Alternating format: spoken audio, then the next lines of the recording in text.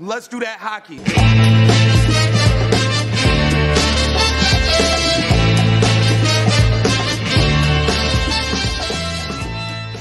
Welcome back to another episode of Dauber Prospects Hockey. It has been forever and a day since I had an episode out, so sorry about that, but the drought's over as the hockey season kind of starts to think about coming around again. We've got some hockey happening. NCAA started up just recently. We've got hockey going on in Europe. The QMHL's playing. Who knows what's going on with the OHL, the AHL, and the Dub if they'll get some seasons going. And the NHL seems hell-bent to leather to start their season with an outdoor game on New Year's Day. So hopefully that all happens. So as the NHL season hopefully comes a little bit closer and closer, a lot of people will be doing their fantasy hockey research and draft preparation for their fantasy drafts. And I want to talk about something that this show is relevant to, and that is rookies and prospects. And I'm pleased to be joined by this episode's guest, none other than Pat Quinn. Pat, welcome back to the pod, buddy. Thanks. I'm glad to be back, and I can be heard a lot better. And no jet in the background. No jet in the background. That's right. Yeah, we're on an episode with Yoki, and I think we had like a bus or a jet going through in the background. Actually, I might have edited that out. So in case you have no idea what I'm talking about, I might have cleaned that little chestnut right out of there. Oh. So for those of you who may not be familiar with Pat, he is unfortunately not the legendary late great Pat Quinn from the NHL coaching circles, but he is the current great Dauber Prospects writer and editor who covers the Washington Capitals and does a variety of editorial content, including a Wicked Ramblings. And I've invited Pat on this episode because he had a nice series out during the long pandemic break from hockey there, talking about prospects and some opportunities on rosters. And I thought, who better to have on the show than someone who's already done the research and can share that wisdom with us all. So thanks for coming on, Pat. Yeah, thank you for inviting me, Pete. I just hopefully have it all set up properly. By that, I mean my research, so I'm not clicking a million times. Oh, well, I just make it up, pull it out of my arse. So let's hopefully between the two of us, we sound good. Yeah, either that or like you said, it'll just be a short episode. A short episode. So some research that I recently did, I penned an article for the upcoming yearbook for McKean's, and I did a rookies ranking. And if you want to hear a lot more information on rookies, you can catch me on an episode of the Steve Laidlaw podcast, which will be airing very shortly, or as you're listening to this, it could be out already. I'm not sure if you're going to hear a lot of entry draft rookies coming up on this episode, just because not too many of them I think will have an immediate impact in the NHL. So for the purposes of this episode, I think what we're going to focus on primarily is rookies, sleepers, prospects who will have the most immediate fantasy value. We'll give emphasis to those players, but fear not, if you're in a dynasty league, there'll be lots of information that you can glean from this episode as well for your dynasty league. As anyone who listens to this episode knows, I love to go deep.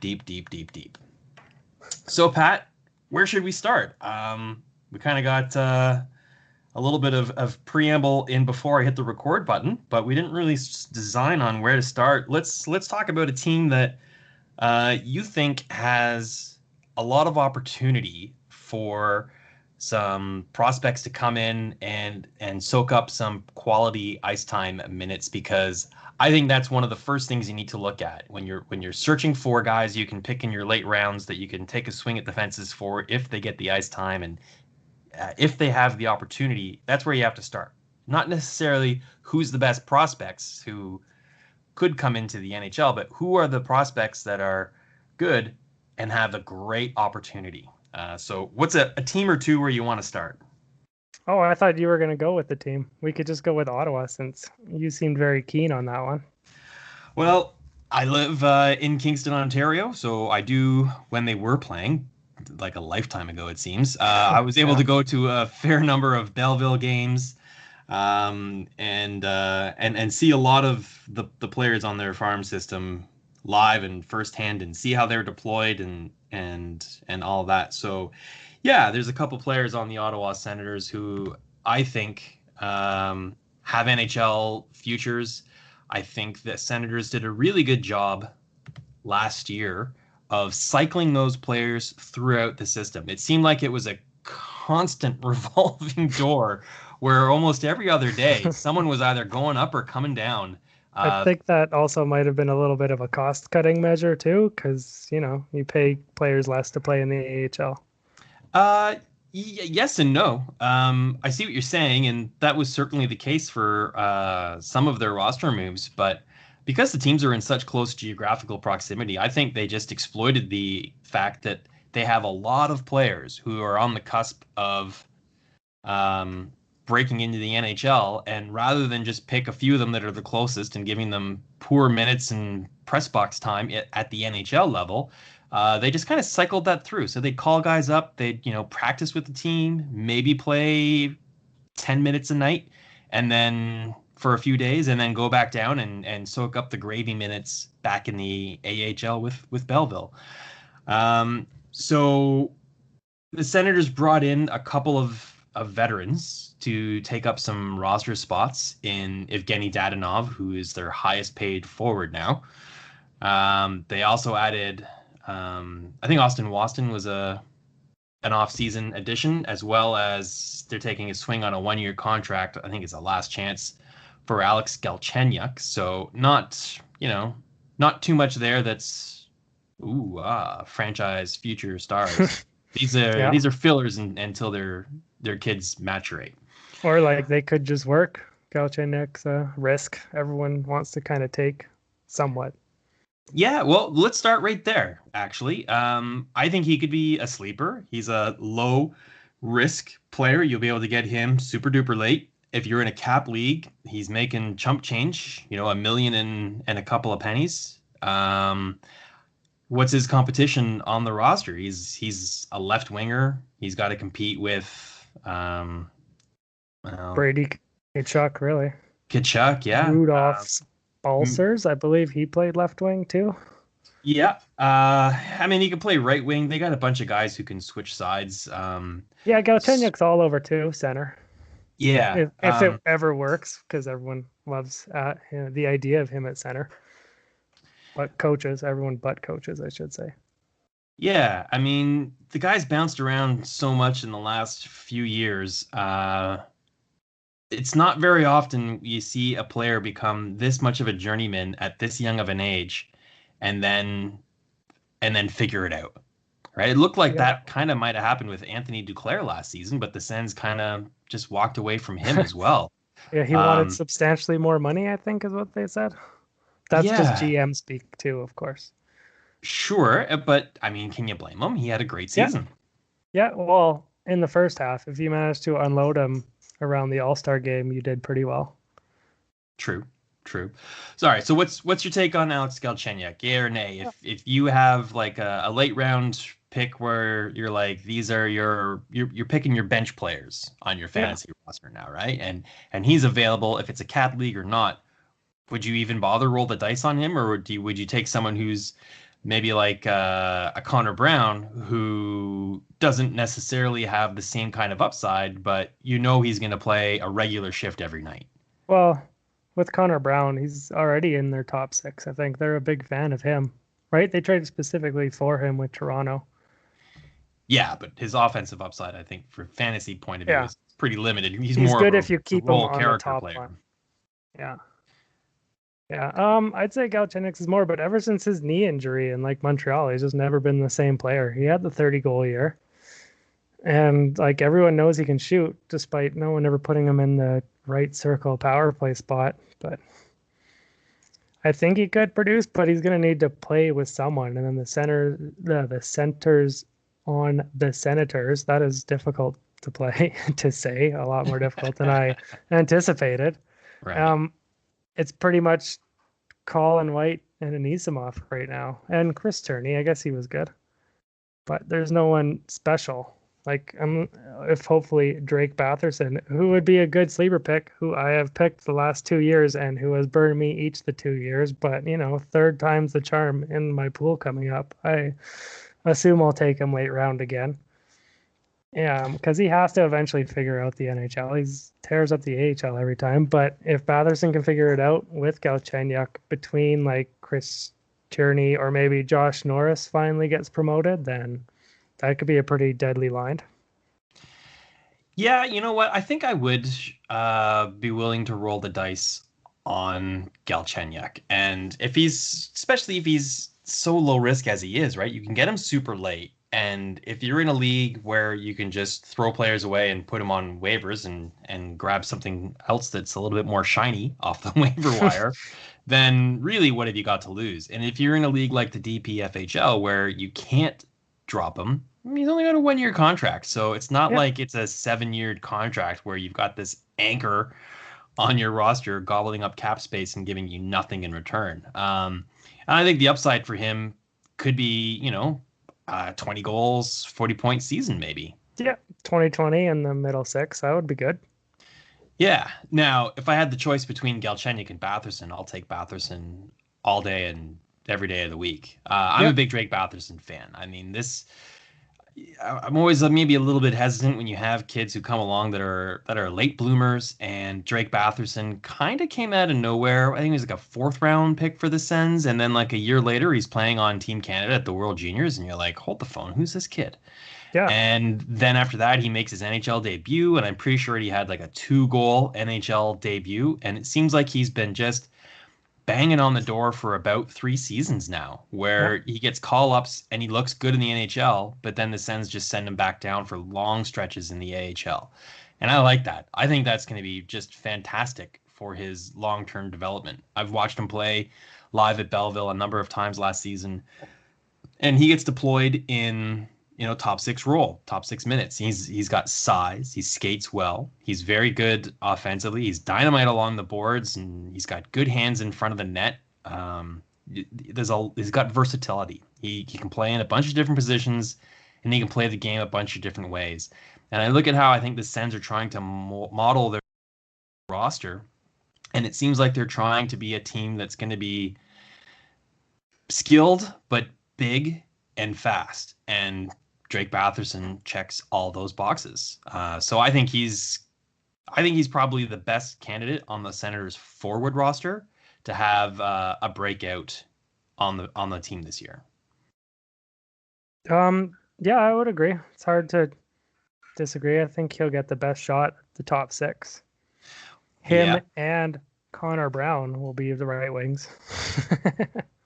Yeah. Well, wait, no, you got Dadonov there now too. Dadonov's got to be a right wing. He's got to be on the top line with Kachuk, or else why did you bring him in?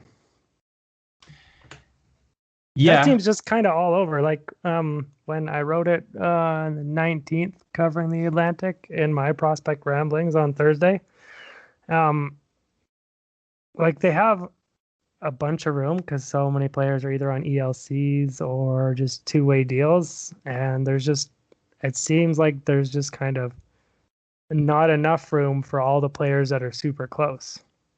Like we said, we got Batherson, and we got I mentioned before.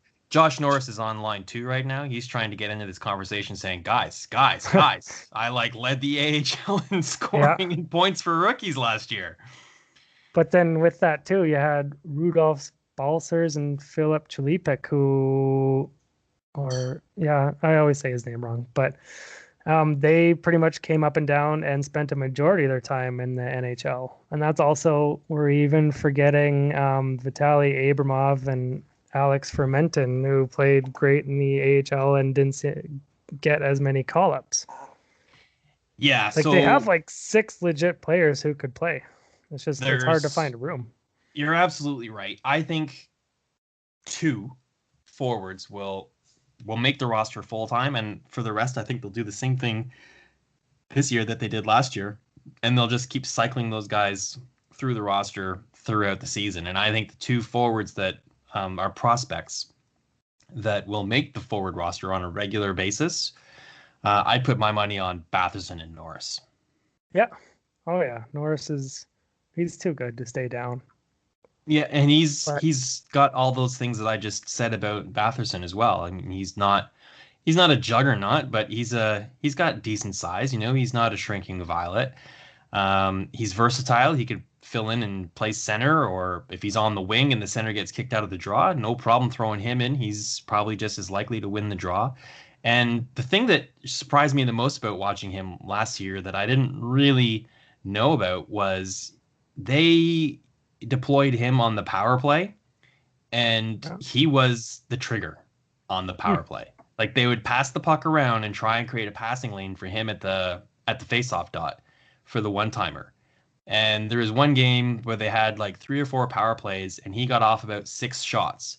Now the problem is when he misses, it's frequent, right? Like he had about 6 shots, and I think 5 of them just like missed the net. But the one that hit the money was enough. Yeah, but Sorry, some of the passes, were on the money. That's fine. You're not wrong. Some of the passes weren't in the wheelhouse, right? Or some of them were deflected and were like knuckleballers that came to him. So it's not like he's a total FNUF, but but man, like I saw the good there and the value in that role for him, and I was like, man, that's very translatable to the NHL. So I like him. Let's talk quickly about the Sens blue line. So you've got Thomas Chabot. He's your guy. He's your number one. Yep. They've got Zaitsev and Mike Riley lingering around from last year. They signed a couple free agents or traded. I don't know how they got Erica Branson, but he's on the roster. And Artem Zub comes from Europe. Josh Brown, I think, will be a regular on the roster, and he might be a sleeper if you're in a league that has the bangers and mash, keeping Karlsson kind of stats. A lot of they might look to him to replace some of what they lost from Borowiecki, whatever slack there is to pick up there from Goodbranson. But I think the main guy on the blue line for the Sens this year is going to be Erik Brannstrom. I'm really bullish on him. Where are you with Erik Brannstrom? Erik Brannstrom is awesome. I love him too. The only problem for Erik Brannstrom is that the guy who's already on the Senators blue line is Thomas Chabot, and that kind of eliminates your power play one chance for him. Sure. Yeah. They could work together, but then lots more teams are changing to like a 4 forward 1 defense sort of setup. And so I like him. I like him a lot. Obviously, they have to like him a lot if he was the only thing they got back in the Stone trade. But I think he's going to be a top line defenseman. Absolutely. The only problem, like I said, it's just Thomas Chabot is already there and he's already established. It's definitely Thomas Chabot's role. But I wouldn't be surprised if why do you go with 4 forwards and 1 defenseman on the power play? Because the forwards are more offensively creative, right? They're better playmakers. I'm not sure that's the case with Erik Brannstrom and some of the other options on the Senators forward roster.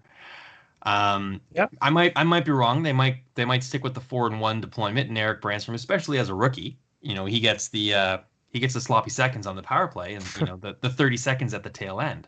Yeah. Or 30 seconds at the start if Thomas Chabot was just at the end of his shift when the penalty was called. But speaking of trading for him from Vegas, I might have called in sick on trade deadline that day and stayed home and watched it on TV. And you know what I remember about that?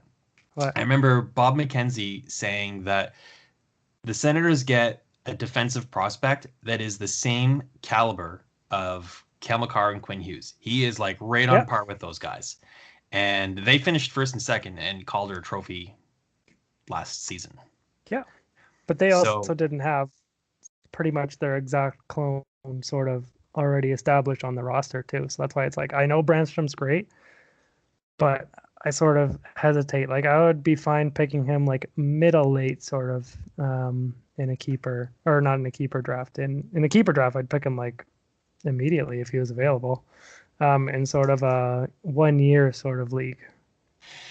Yes. So I think his keeper long-term value is way higher than his short-term one-season value because a couple of reasons. I think his deployment will increase as he gets through his rookie season, and he could conceivably, when he and Thomas Chabot are both in their prime, he could be the number one power play guy.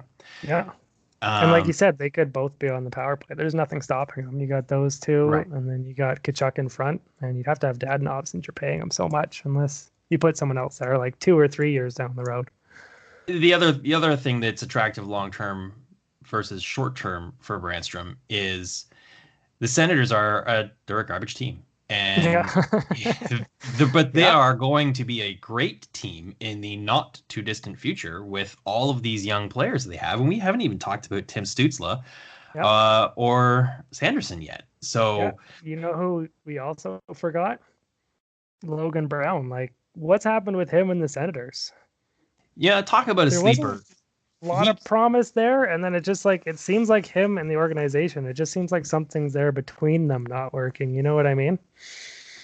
I do. And I think I don't know if it's a thing between him and the organization or not. I think it just might be a lack of development. I haven't seen him progress as much as I had expected he would at this point. Not to say that he's not progressing.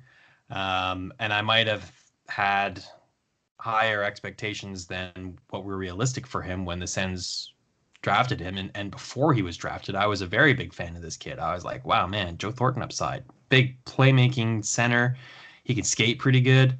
Only loves to pass. He's such a great playmaker. And he makes some ridiculously good passes. Much better than, he doesn't do the... Sens fans will remember Spezza making the drop pass at the blue line that resulted in, a shorthanded breakaway every other game.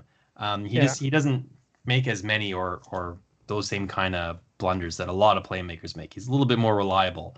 But I think he struggles with the pace. When the pace gets really, really intense, he doesn't stand out as much anymore. But when the pace is slow, or it's it's a preseason or an exhibition game or an AHL game, and the pace isn't quite as intense, it's like, oh hey, there's Logan Brown. I forgot about him. Or he's given all the time in the world on the power play. Like no one's focusing or attacking him.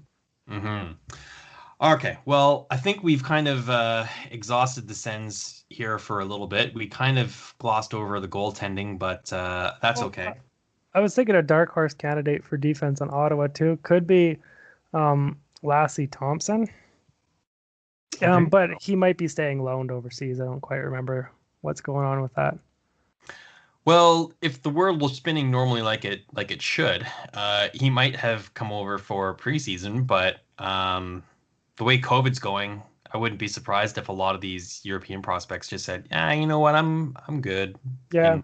It might be smarter too to keep him there because, like you said, the Sens are crap this year, so no point. Yeah, and in the NHL is going to be a short season, and they're playing a lot closer to fuller seasons over in Europe because they've already started.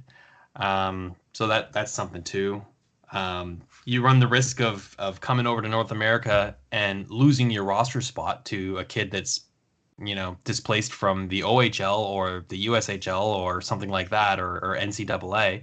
Ivy Leagues canceled their season, so all those guys were looking for jobs. Yeah.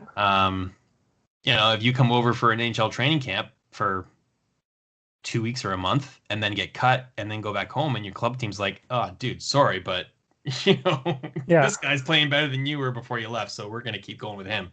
Yeah, he was only really a dark horse candidate for me because I was like, well, maybe, but I don't really see it. He looks better like next year. Yeah. But even then, like that's Brandstrom and Chabot and Thompson and maybe even Sanderson all in the NHL. Like, where's the power play time going to go? I know Sanderson isn't the best for the power play, but comparatively, I guess. Yeah, I think he could play, but when you've got other options that you could put ahead of him, like Chabot or Brandstrom, then why would you? Yeah. Well, I was going to say there's also Maxime Lajoie or Lajoie. I don't know how you say it. Yeah, Lajoie. Yeah, I'm just going from the League actor who was on YouTube for a while. The guy from the John league. Lejoie. Yeah. Yeah, yeah. Talking. Anyone who's in a fantasy league should know all about him and some of his lines. Okay, let's switch gears. Let's talk about another team. Okay. Before we started, you talked about New Jersey. So let's go to the Devils. You like their opportunity. That's where we started with the Sens, talking about teams with roster holes that need to be filled, and New Jersey's got a pretty good prospect pool too. I like a lot of the players that are coming up in their system, and I thought they had a good draft as well. So where do you see some I love the holes? draft. Sorry. Where do you, I gotta remember, don't cut them off. Oh, worse than that. Okay, keep going. Yeah, where do you see the holes on the Devils roster? Let's start up front. You've got Hischier, Hughes, and Zajac down the middle. No holes there. No. Left wing, they bring in Andreas Janssen. They've got Jasper Bratt, Miles Wood, Yanni Kokkonen. There's some opportunity there. There's a job to be won there. Yeah. Right wing, Palmieri. I think he's a lock. And then Gusev, I'd love to see him succeed. He did a little bit better in the second half, so hopefully he has his coming out next season. I don't know if you could call him a prospect anymore. Maybe still a sleeper. Yeah, but, somewhat for if you're in 1-year leagues. Right. And then not much after that. Nick Merkley. No. There's kind of a lot of room. There's like I listed about 3 or 4 spots open, I think. Like there's probably 3 or 4 spots open up front. Unless they make another trade or two. They still have a lot of cap room, I believe. I'm going to put you on the spot here. Where are we with Michael McLeod? He's a first-round pick that has quietly done nothing. He's a very good skater.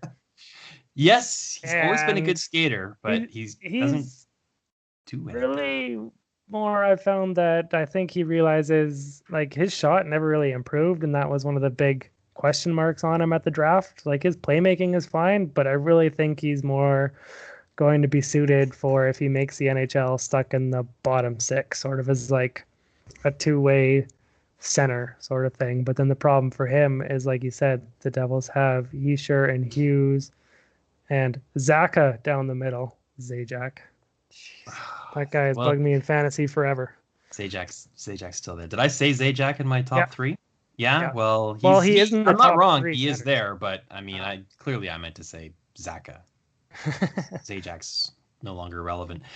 So I think Mike McLeod is an example of one of those players that needs to reinvent his game to play at the NHL level. You know, as a kid coming up through the OJHL and the OHL, he was always the star on the team. Yeah. All-Star game, World Juniors. I'm pretty sure he was on the World Junior team for Canada back in the day. But he's just not a top 6 player at the NHL level. And to your point, he's got wheels. So if he can, that's a valuable commodity in the NHL right now, is being able to skate like the wind and have agility and get around the ice quickly. I think he's going to have to reinvent his game, which unfortunately means his fantasy value, the needle just drops right down for him. Yeah, like it pretty much depends how big your fantasy league is. Like if you have 20 forward roster spots, maybe you'd want to add him. Maybe. Yeah, and maybe if it's points only or face-off win, something like that. Otherwise, he's pretty much not quite relevant anymore. No. Until he can, unless he, like, some players just figure it out when they get to the NHL, you know? There's been a few times where there's been, like, no real AHL production because the Devils AHL squad is not the best and hasn't really ever been the best. But he could come into the NHL and just all of a sudden produce. But then I think we both already agreed that there's 3 centers who are ahead of him who aren't going to give up center or ice time to him. Right. And he might have to convert to the wing position. Okay, so open forward roster spots for prospects or sleepers. A couple of names that jump out on me here. Nolan Foote. They just drafted Dawson Mercer. He's got another 2 years of junior eligibility, so I don't think he's going to make the roster this year. That's for sure. Alexander Holtz was their top pick He's a tremendous goal scorer, but I think he might need another year in Europe before he's ready to come over and seriously compete for a roster spot. Yeah. So I think you're not looking at a prospect necessarily that wasn't on the team before, but I think we're just looking at one of the aforementioned players that I said earlier, guys like Jesper Bratt, Nikita Gusev, maybe a Nick Merkley or a Yanni Kukkonen, Yeah. Jesper Boquist, Yeah. maybe one of those guys to kind of separate themselves from the herd. Yeah. Yeah.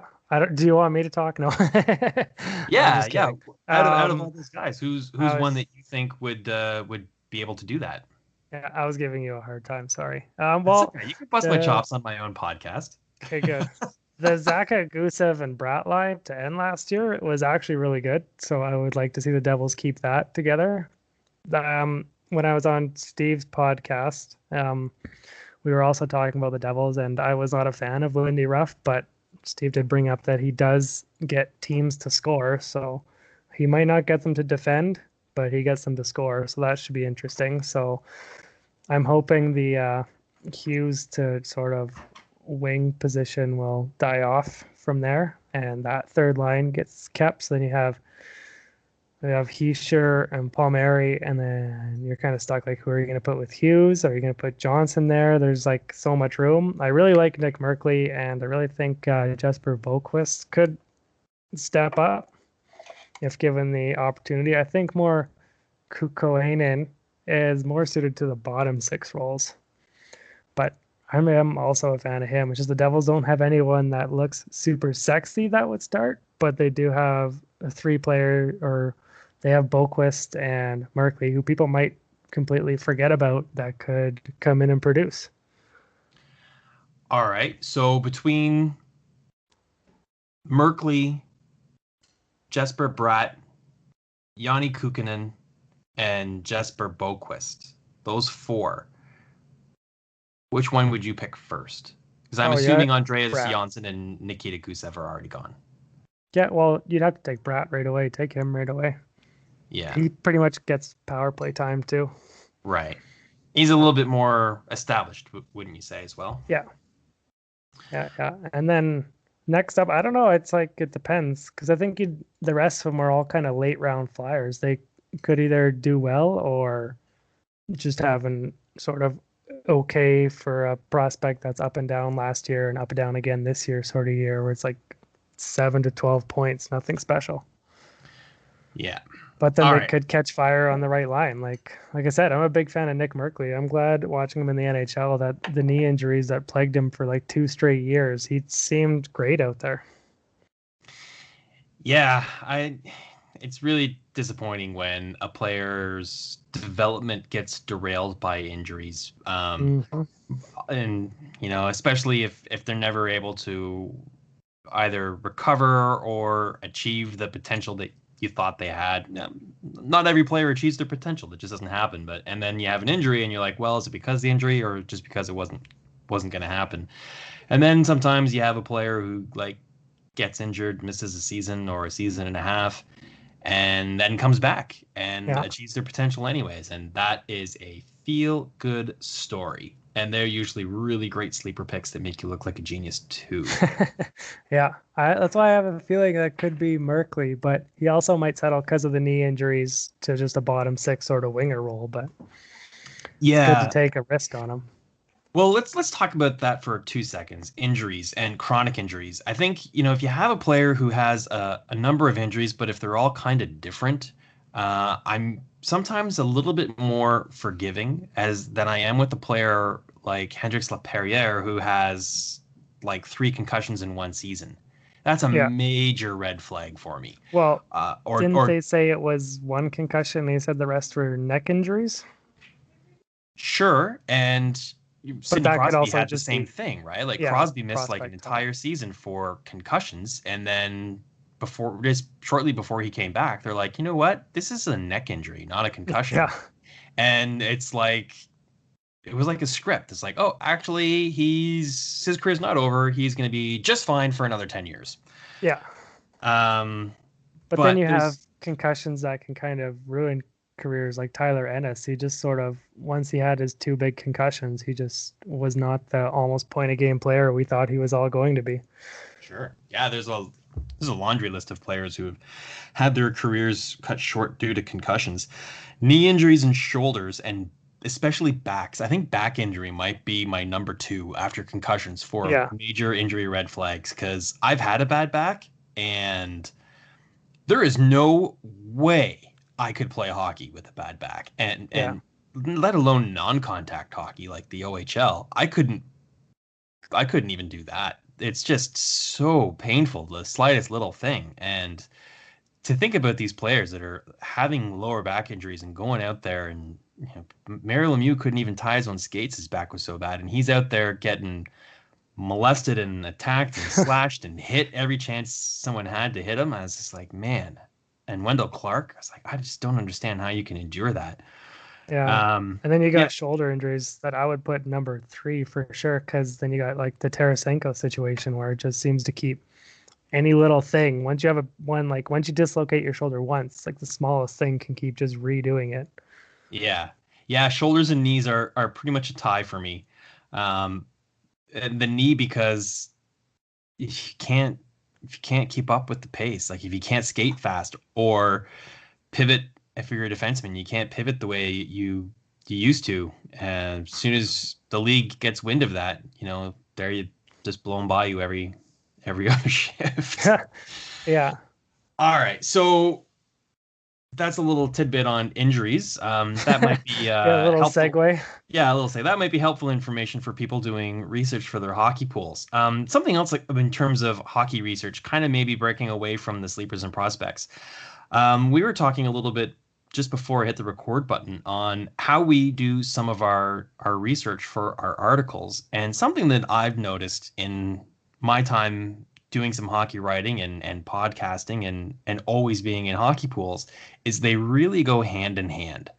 And that's one of the reasons why I like doing this podcast and doing the research. It's because it's beneficial for me in my hockey pools. So what are some tricks that you use, or even some just websites, when you're doing research for this kind of stuff, for an article or for your own fantasy team? Yeah, well, we got the great Dauber website that has everything on it, like frozen pools. That's a top one. Yeah, I'm looking at teams for openings for who may come in is a cap-friendly thing. I'm usually always on Elite Prospects too. That has to be one of my favorite websites. And then just random sort of just research anywhere. You got your RotoWire for injuries. Just sort of things like that. And the guides, which everyone should buy from Dauber.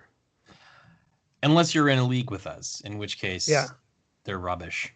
Don't pay any attention to them.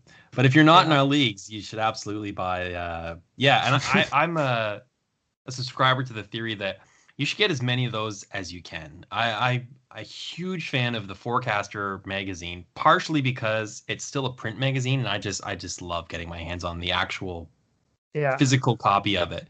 The Dauber one is, I'm super biased. The podcast is called Dauber Prospects, but it's the best. Let's be honest. Yeah, it's updated, right? So my trick is tell everyone to get the magazines, and that way I have the updated information. Yeah, I find the points projections on Daubers to be the most reliable. The Forecaster is pretty good too. But one of the things that I miss on Daubers that I get from the Forecaster is the Forecaster has like a little tiny blurb on all the players, and Dauber doesn't go player by player on the roster. He just talks about the stuff he thinks is most fantasy relevant. The McKean's Yearbook's good too. The Elite Prospects website tab is perpetually open on my computer and my cell phone. I'm a subscriber to EP Premium. I think the game tracking stats you can get from them are very helpful in both fantasy and article researches. You can see when players score their points. Are they a streaky scorer, or do they just score consistently, like a point a game, a point every other game, or they go 4 games without a point and then have a 5-point night, and then a 1-point night, and then another stretch of 7 with nothing, right? I'll take the guy that's a little bit more consistent every day, thanks. Yeah, I think Frozen Pools is good for pointing that out. Yeah, Along with well, Frozen Pools is my number one there, but then sometimes I'll also take a gander over to Hockey Reference or some of the more advanced stat websites. I'll check those out too. yeah, anytime I get a trade offer, pretty much the first thing I do is go to Frozen Pools and do the compare a player. Yeah. And then I'll take a look at I want to call it Cap Geek, but it's not called Cap Geek anymore. It's Cap Friendly. I'm just dating myself a little bit there. It's okay. Cap Geek was awesome. It was. Cap Friendly's Not awesome according too. to Gary Bettman. No one wanted it according to him. Oh yeah, no. Why would anyone want to know that stuff? Yeah, no. I'll take. I'm in a cap. All my leagues are capped, so that's. And that's why massive. you're way smarter than me. No, I'm not. No, I'm just I don't know what it is about myself, but cap leagues, I'm just like, okay, this is fine. And then I'm all of a sudden like, oh, I have 7 roster spots and like $1 million. I turn into the Penguins and just sell assets off for nothing. Are you in the Dobber Prospects League? I was for a bit, but I can't do free pools. I can't commit myself to it. That's just a me thing. Fair enough. I like winning, sure, but I mean I like winning money more than I like just winning. Yeah, fair enough. It's incredible how impactful the salary cap is on player values. Yeah. It's a level of enjoyment I get from hockey pools that I don't think I would be in a pool that didn't have salary caps anymore.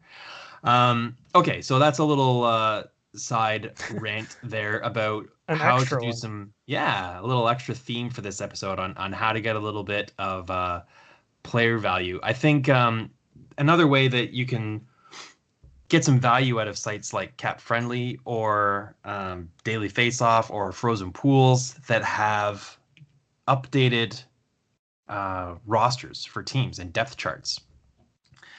The Elite Prospects depth chart is a little bit not updated enough for me to consider it to be reliable. Yeah. But just looking at, because I can't watch every game every night, right? Like it might be a long time before I watch a Minnesota Wild game, and if someone offers me a Minnesota Wild winger, I'm like, cool. Where's he playing right now? Is he on the first line or is he on the third line? Because that makes a huge difference. Like, who's he playing with? And is he shooting 25% right now? Something like that. Yeah. Okay, so rather than be team specific, let's talk about just a couple of how long have we been going on this? This seems like it's being a long one. Let's talk about a couple of players that are prospects, sleepers, or the like that are high on your list this year for great value picks. And that being that you think you can get them later in draft. They're a little bit under the radar, and you think they're going to play and a regular kind of minute throughout the season and be productive. Just start labeling them off. Is that what you want me to do? Just bam. Anyone I can think of? Okay. Let's go back and forth. We'll do like one at a time, kind of like rapid fire with short little conversation about each guy, why we like them. I was going to say maybe we should go team by team then. That could be fun. But I'll just start with Chicago because I opened that up. Pius Suter, they're signing from overseas. They always seem to just pluck a player overseas, stick him in their top 9, and he scores. Like, the Blackhawks are pretty much, with their goaltending, not going to do anything this year except lose. But they're still going to score. They still got Kane. They still... I would say Taves, but I've never been a fantasy plan of him. One fantasy advice I'll give everyone is let someone else draft Taves, and you just hang back unless you can get him mid to late round. But Pius Suter is a player was pretty impressed with because I was mostly looking at Andre Altabaramkian. I say names so wrong. I've messed myself up. I think we can forgive you for that one. Yeah, no, I just this one, come on, no one's gonna say it right. But I have made a habit of saying names wrong for fun, and it's now messed with me forever. But he was like my big sleeper for Chicago. I was gonna be like, okay, he'll make the team. No one is talking about him, and then they signed Pius Suter, and I'm like, well, that kind of took away his roster spot. So I mean, I guess he can play in the AHL for a bit. Yeah. Okay. I like Pius Suter too, and in fact, I picked him in the first round of my fantasy draft in another league. I don't know where they're gonna stick him, right? Because Chicago could stick him with no one or stick him with Kane. Well, I think there's a roster spot available from the right wing that's vacated by Brandon Saad. Yeah. Unless they convert Kirby Doc over. He's a center, right? Unless they Yeah. convert Kirby Doc over to the wing. But, I Oh mean, no, he's there's staying at C. But then you got like Strom and Kubalik Taves. and DeBrincat and Kane. So and Nylander too. Nylander and Strome. That's why I'm like, it's like they have the whole center left side fixed and no real idea what to do on the right side behind Okay, wait. Kane. I thought Chicago was supposed to be bad. We just named all these players that are pretty good. Well, then if you look at their defense and goaltending, you'll be like, oh There it yeah, is. they're There it still is. marching out Seabrook. Right. Colin Delia and Malcolm Subban and Kevin Lankinen are your options in goal. So, Yeah. yeah. Right. And Lankinen could be Right. good long term. I think this setup with Chicago is to see if any of these guys can actually be a starter. And Hmm. I'd probably put him with the highest upside for myself. But Yeah. then you got to play behind that defense, and it's like, well, no one's really going to look good. Yeah. Keith and Seabrook have certainly lost a step. They added Zadorov. Um, I like him in that I think he'll provide you a lot of hits and blocks in your fantasy league, but um, I'm not sure how adept he is at keeping the puck out of his own net. Adam Boquist, great prospect, very good Yeah. offense, but I mean, if you're counting on him to be your shutdown defenseman, hmm. Well, Ian- they just got to give him the power play time. Last year, they just sort of, well, I'm thinking more the play-in playoffs. They just kind of rolled with Keith on the power play one. And when they steamrolled Edmonton, it looked like he still had some juice left, but then he really doesn't. It's got to be Boquist there for sure. All right, here's a sleeper from the Hawks for you. Ian Mitchell coming out of the NCAA. He is a fantastic prospect, and Yeah. coming out of the NCAA, I think he played at least 3 years there, if I'm not mistaken. So that would put him in his early 20s. So, not a teenager, not an over the hill veteran, just about to hit his stride. Um, might take him a season to really get in his comfort zone in the NHL and earn the confidence of the coaching staff for the prime minute deployments. But Ian Mitchell is a player who I would say you might want to put on your sleeper list. Those are two guys that were right at the top of my list, actually. Yeah, Um, but you still want to take Boquist ahead of Mitchell for sure. oh yeah, oh yeah. Yeah. But I don't think Boquist is much of a sleeper anymore. Yeah, no, that's true. But I mean, like, he also hasn't really broken out like I think everyone hopes. Fair enough. Okay, so let me throw a name at you. I kind of like, maybe it's because I own him. Glenn Godden, Calgary Flames Yeah. prospect.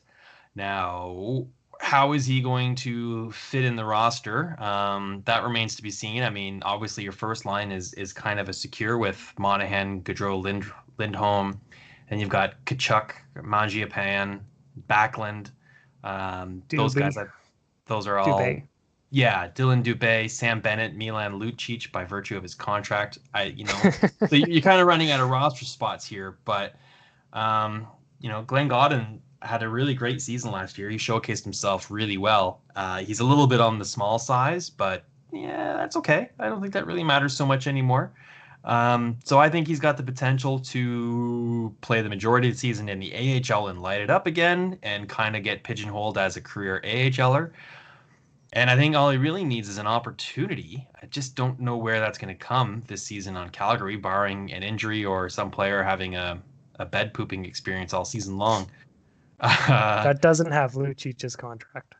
It doesn't have Lucci's. Right, yeah. I wouldn't be surprised if Calgary was open to the concept of trading Sam Bennett. Yeah, no, me neither. He really hasn't panned out, even though he does play well in the playoffs. And I love Gotta give Sam him Bennett. that. Kingston Frontenac player, so I'm endeared to him, and I've interviewed him a couple of times, and he seems like a pretty cool guy. I really want him to succeed, and a guy that can grow a mustache like that when you're 20 years old or whatever he is also pretty impressive. That is a good soup strainer he's got there, but Yeah. he's just not producing very well in the regular season, and I wouldn't be surprised if Calgary would be willing to try and shop him as a reclamation project for someone else's reclamation project or draft pick. Yeah, or maybe hope that if they leave him out there, Seattle will take him. Yeah, maybe. Yeah, I don't think so. They're pretty heavy in analytics, and I don't think he's the darling there. That's a topic for another episode, though, the expansion draft. Okay, and then sticking on Calgary, I'll even throw out another name for you. Juuso Välimäki. He missed like all of last year with injury, but has been tearing it up overseas this year. I think he's got 17 points in 17 games last time I looked. So that's impressive. That's great, right? So a lock for the roster. Well, Giordano, Rasmus Anderson. They added Chris Tanev, Noah Hannafin, and then you still got Oliver Shillington. They brought back to the NHL from Europe Nikita Nesterov. So I don't know, maybe not. What do you think? Välimäki's making the team 100%. I think he could end the season as their best defenseman. Him or Anderson. It's pretty much, you could lock those two together and just try to lock them down as long as you could in the NHL. Right. So you think that the Giordano's running on fumes, right? Yeah, I think he's still good, but he's sort of like, he was first line forever, and now it's like, well, maybe put him on the second line and don't give him 25 minutes a night. Maybe give him more 19. Right. It's kind of like what Bruins have done with Chara. He's not out there all the time, but he's still on the roster. He's still valuable and contributing, just not 20 plus minutes a night. Yeah, I'm around Flames fans all the time. You'd be surprised how many actually don't like him. But I wouldn't say wouldn't like. It's more this play in playoffs. It was like, oh, Giordano's turning everything over. I was like, whoa, okay. When fans just sort of turn on a player sometimes, or there's their one player scapegoat, something like that. Oh yeah, I was just surprised. I love Gio, so his old buddy there, TJ Brody. I think he's going to be the president of the Goat Horn campaign in Toronto. The Jake Gardner helmet. That's right. Oh man, there's been a long and glorious list of great players to play defense for the Toronto Maple Leafs that have worn the Goat Horns. I think the bar is set pretty high with Larry Murphy there, where Leaf fans booed him out of town and forced Toronto to give him away for nothing to Detroit, where he went on to win Stanley Cups with them.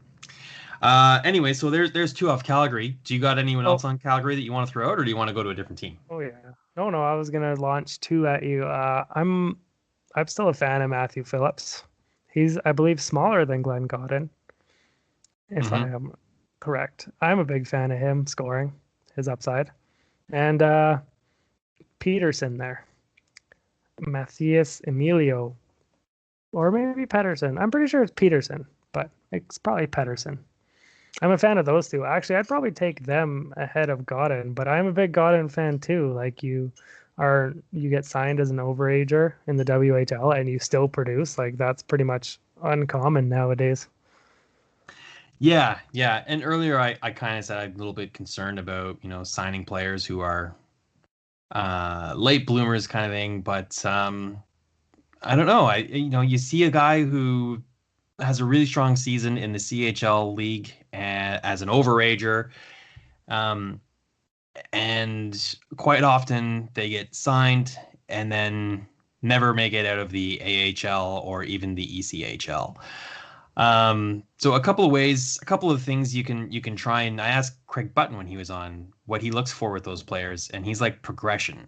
And they all of a sudden, out of kind of nowhere, as a 20-year-old in a league full of 16, 17, 18-year-olds, are they only then starting to show some offensive upside? The same thing in the NCAA. You've got NCAA free agents, guys who are point-a-game players in their senior year, but in their sophomore year, they had like 5.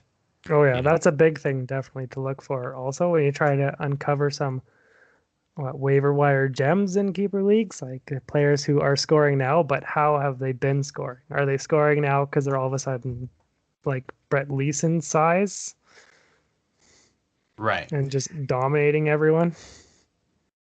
All right. You Or know are what? they? Oh, Yeah, go ahead. Sorry. no, I'm good. Okay, I just thought of another Calgary Flames player who I think is a great sleeper prospect because we're talking about guys coming out of the NCAA, and that's defenseman Connor Mackey. I think he's kind of progressed nicely. I've talked to some people who are far more expertise at the NCAA than I am and watch way more college hockey than I do, and he comes with glowing reviews. I think before the offseason moves all happened in Calgary, he's someone who I had penciled in on the roster. But now that you've got Valimaki back, they've added Tanev, they've added Nestorov specifically. I think that's going to be problematic for him. Yeah, Crack the roster Nesterov right could away. sit as the seventh defenseman. They still, like you said before, had Shillington too. Like, are they going to move him? What's the plan? Are they going to finally just sort of give him time and let him have his couple Right. turnovers and roll with it? Right. So, anyways, hopefully the Seattle Kraken create a roster opportunity for Connor Mackey. He might not get it this year, much to my disappointment, but I think he's one to keep an eye on, maybe for longer term. Okay, running out of time, so let's go through a few more players real quick. Okay, we'll do a quick one. We talked about this when you're like, there's no one even there, but Capitals, I think Daniel Sprong. If they give him an opportunity, and like I said in the ramblings that are going to come out, so spoiler, if they finally realize they should put Oshie down on line 3, he could perfectly get the line 2 spot. I do believe McMichael, he's pretty much NHL ready, but I don't think the Caps will rush him. I think they'll wait an extra year before they bring him up, and even then bring him up and then Lapierre up if he works out. Yeah, that was my one for the Capitals. Aside from Daniel Carr, who's always scored in the AHL, looked good for Montreal that couple times, and he's just seemingly been stuck in the AHL for life. Yeah, he might be a career AHL player, kind of like what I was talking about with Glenn Godden. Yeah, Connor McMichael's a surefire NHL player, I think, and potential star. But he does have another year of CHL eligibility. He's very likely to make Team Canada for the World Juniors. We'll see where he goes from there. I don't know if the OHL is going to have a season for him to play in this year, and if they're serious about this non-contact thing. Some NHL teams might be like, my prospects aren't playing there. Yeah. So we'll see what happens with him. He might just practice with the NHL team all season. Who knows? Okay. Do you want me to keep listing names off? I just pulled up another one. Ville Husso for St. Louis. I personally have no faith in Jordan Binnington. So Husso, since they don't have anyone really signed there, could take over the starter role. So if you had a really late pick on available and you need a goalie, I would pick him, especially behind the St. Louis machine. You know, he was poised to be the next in line in St. Louis, and then he got injured, and then St. Louis needed someone, and he wasn't able to go, and then a little miracle happened, and he kind of lost his chance. But it looks like the bubbles burst, and he might be getting another opportunity here in the near future. So that's a good one. What about Gabe Vilardi? Do you think he's a sleeper? Yeah, I would definitely put him in, but like you said, back issues, right? And you got to always be cautious. Yeah. He lost an entire season and a half. Yeah, he lost, but he looked good. He sure did. He was doing some research for my Rookie of the Year article, and he made my top 10. And I mentioned the Elite Prospects premium package with the game tracker. He had 7 points in the last 10 games in the NHL before the season went dark. That's the kind of thing that I look for too. Is like, who finished the season really strong? Who's a player that maybe had a strong playoff run that I can look at? You know, for a prospect to make the playoffs and perform in the playoffs, I think can be really indicative of, you know, what they can do in the future. That might be a nice segue to my next guy, Joel Kiviranta. I don't think Yeah. he's not Calder eligible, but at least I don't think he is. No, I think he is, as long as he played. Well, I don't know actually the rules. It might be different with playoff games, but I don't know how high his upside is. But the line with him, Hintz, and um, the guy whose name I'm just randomly blanking on, even though he was drafted like 11th or 12th overall, and I've been hoping for him to do good for the longest time. So I was glad he finally did. That line looked great for Dallas in the playoffs when Rick Bowness would actually let the young players play. He is eligible for the Calder because he has not played more than 25 games in a single season. He played 11 regular season games last year, and he is not going to be over 26 years old. He's only 24, so he's a total Calder candidate. I'm not sure if he's going to get. Was the name. Oh yeah, I like him. Sorry. Yeah, I don't think he would, because this year he's going to be kind of competing with that Lafreniere guy who's probably going to be a bust, and that Kaprizov guy who's probably going to run back to the KHL. Right. So here's an example of how I like to do some research, talking about Joel Kiviranta. So last season, he only played 11 games. He had 1 goal. That's it, right? 23 points in 48 games in the AHL. But then, everyone remembers, oh, yeah, he was dynamite in the playoffs. 14 games, 5 goals, 6 points. Yeah. So he had a 3-goal game. That's it. Everything else is spread out, long stretches of no points. He had a couple back-to-back goals in the last game against Vegas and the first game against Tampa, and then he didn't score again against Tampa. Yeah. So, maybe temper expectations with Joel Kiviranta. If you watch that one game where he had 3 points and you're like, oh my God, this guy is going to win the Calder Trophy and the Hart Trophy next year. No, that might be something you let someone else draft, it's fresh in the minds. Right. A recency bias. Sort of like a Fernando Pisani is actually going to start scoring 40 goals a year now type of thing. Right. Maybe not. Okay, let me throw another name at you. Mikko Lehtonen, defenseman for the Toronto Maple Leafs. Free agent signee coming over. Led the KHL in defense scoring. Has like 17 points in 17 games or whatever it is over there right now. He's terminated his contract with Jokerit in the KHL, actually, so he can come and be with the Leafs for training camp and go through his COVID lockdown and be with the team. Do you think he is a good sleeper candidate? Does he have fantasy upside? Can he be a top 4 power play? Yeah, absolutely. I think he might be able to steal the power play role from Riley, only because I believe he has a better one-timer than Riley, but I don't know 100% because Riley's still great on offense. So they might split it up into the 2 power play setups. Again, that Babcock kind of meticulously, stubbornly crafted just because they have so many good players.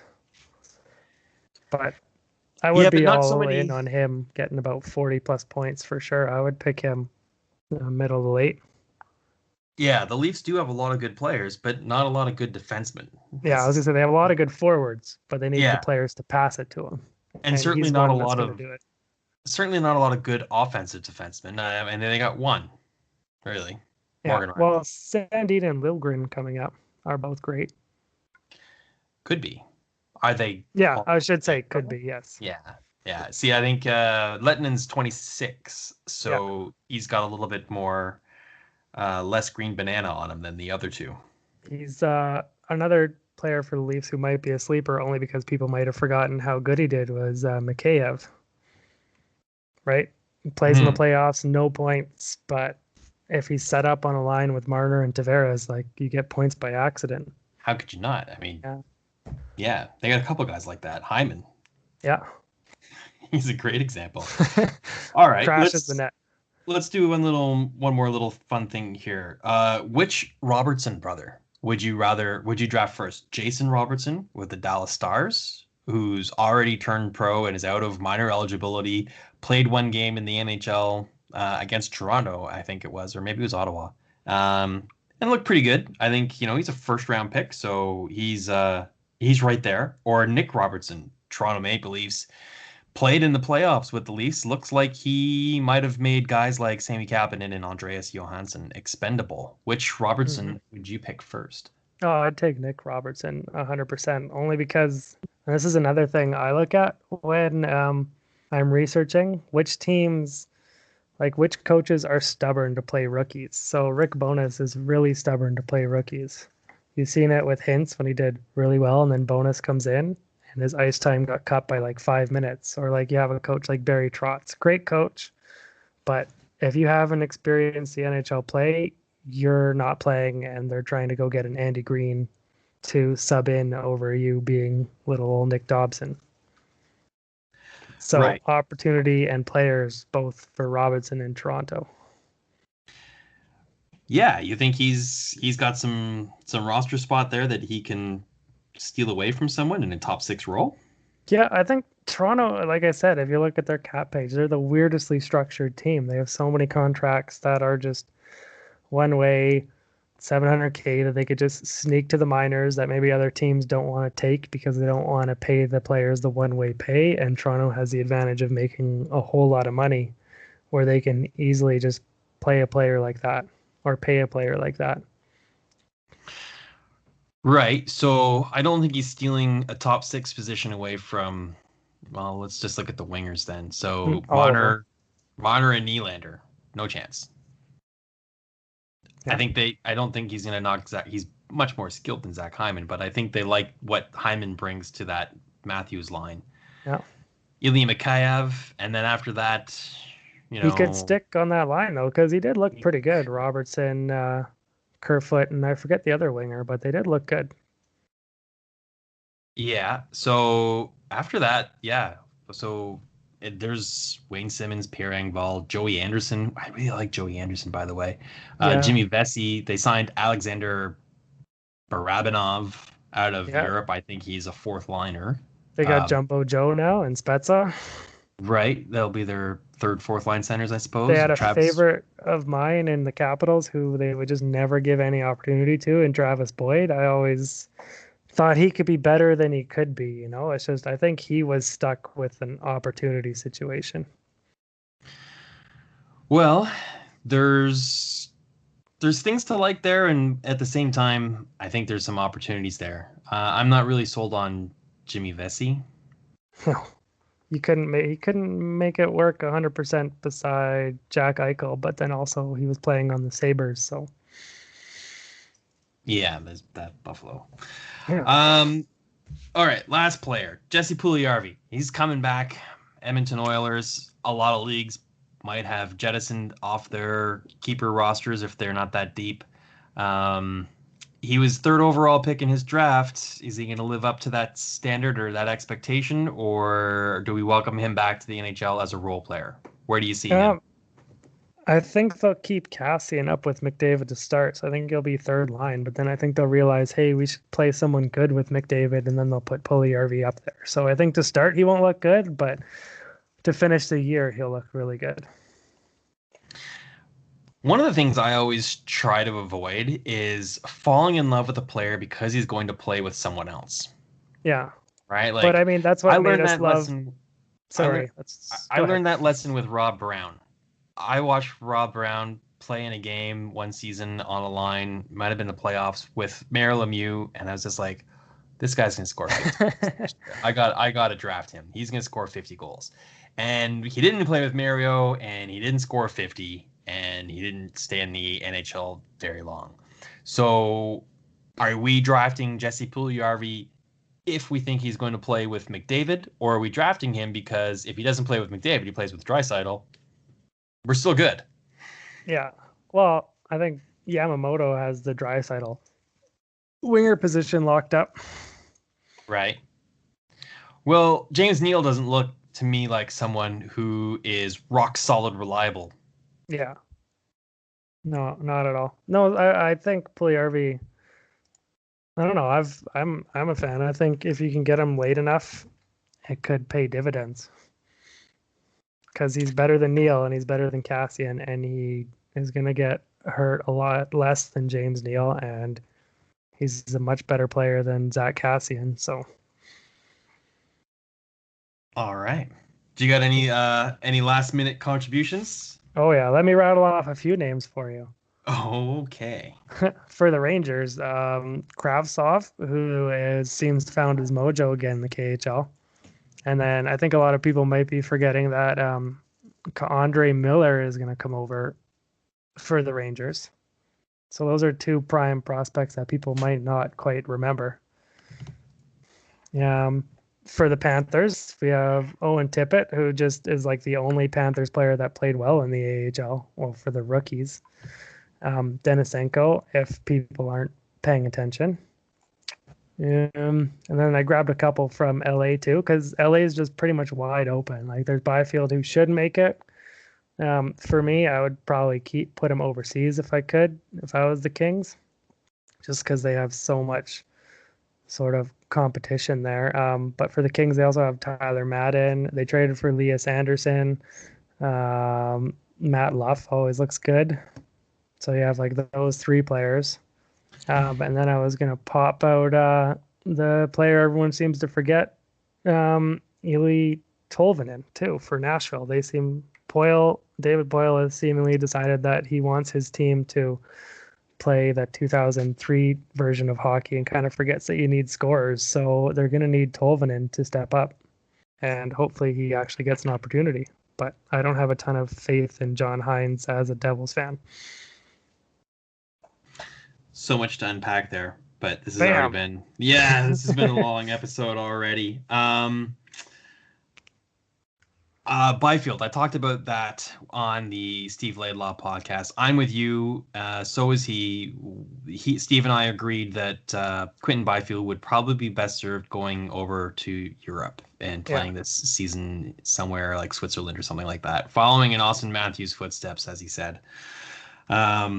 I think he needs an opportunity to play pro hockey, but I don't think he's ready for the NHL. Craig Button said to me that the NHL is not a developmental league, and players shouldn't spend seasons developing in the NHL. They should do that in developmental leagues and dominate there before they come over to the NHL. Too many a good player has had their career and confidence crushed by being forced into a situation where they just weren't equipped to handle yet. And I think Quentin Byfield has all the upside in the world. I just don't think he's just a raw talent. I don't think he's developed enough.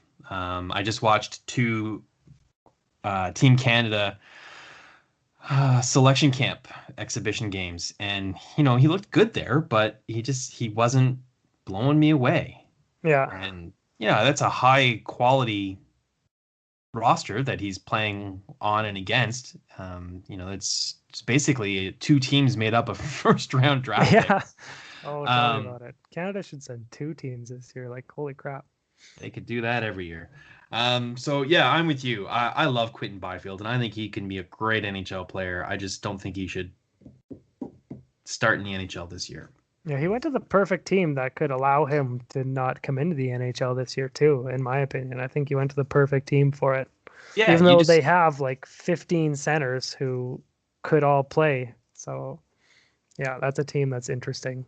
They are very deep at center, and I think he's the best of the bunch long term, 100%. but just not right now. And I wouldn't be surprised if LA did something similar to what I mentioned at the top of the show with Ottawa and Belleville, where they just kind of cycle these players between their Ontario AHL team, if there is an AHL season, and their NHL team, and have guys come up, play a little, have a cup of coffee, practice with the team, then go back, get in some serious reps and minutes in Ontario, and then bring someone else along for the ride at the NHL level. All right. Pat, I could literally do this all night long, I think, but anyone who's listening to this podcast on their way to work is probably at work and then listen to the rest on the way back home again, and is now on their treadmill listening. So we probably should wrap this up. Thanks for doing this long and very good episode with me. I really appreciate it. And what do you got coming down the pipe with Dauber Prospects? Me, just the ramblings on Thursday that'll finish up this sort of series, and then the Capitals 31-31, which is usually a pretty quick write-up for me on Sunday. Yeah. How many of the 31s have you coined this off season? Like Have you how done? many have? Yeah. Have you filled in for any of the writers? Have you written any yet? Oh, no, I haven't had to yet. So that's been pretty good. Last year, I think I did like three or four. Yeah, I just agreed to do Tampa, I think it was Oh, today, and I did Dallas earlier. So speaking of resources for your fantasy hockey research, you mentioned Dauber prospects, Dauber hockey. These 31 series, they're great for this. I think specifically the next month's December's series will be a really good one. So if your fantasy draft is a little bit closer to the NHL season in December or early in the new year, whenever, the December 31 and 31 series is all about what we're just talking about. yeah. Teams that have opportunities, risers and fallers in their prospects, an updated depth chart, players who are graduating from junior or signed as out of NCAA or coming over from Europe to try and make their NHL or sorry North American debut. These are the kind of things that you want to know going into your draft. Who's graduating? Who's off one or two way contracts? Who would have to go through waivers if they wanted to get sent down? That's the kind of meat you get on the bone in the December 31 series. So check out the November. It's a draft recap, an off-season recap, touches a little bit about opportunities, players coming in, and then the December ones coming up. They're super juicy for that. All right, so that's all I got for this episode. Pat, what's your Twitter handle for anyone who wants to follow you on Twitter? Not only do you give a lot of good hockey and prospect information, you're a pretty funny guy, man. So hit me with Oh, your that's Twitter good. handle. At least someone thinks that. No. I was like, I've been so bad at tweeting these last 2 weeks. I've just been promoting our own stuff. At FHP Quinn for The Twitter. FH stands for fantasy hockey. Oh yeah, There you go. someone got it. I don't think Steve got that. I think that went over his head. So this is the smarter podcast for sure. Well, you heard it here, and I didn't even have to say it. I'll give you your $10 after. All right, thanks very much for coming on, Pat Quinn. Everybody, I hope you enjoyed this episode. If you did, tweet it, share it, tell it to all your friends. Give me a 5-star review on whatever podcast forum you're listening to. Give me a like there, and I'll try to have another episode out soon. I got lots to talk about coming up with the World Juniors. And the seasons are starting. I've been watching some NCAA hockey, so maybe I'll try and find an NCAA guest to talk Big Ten. And hopefully we'll see you on an episode real soon. Thanks for listening. Bye.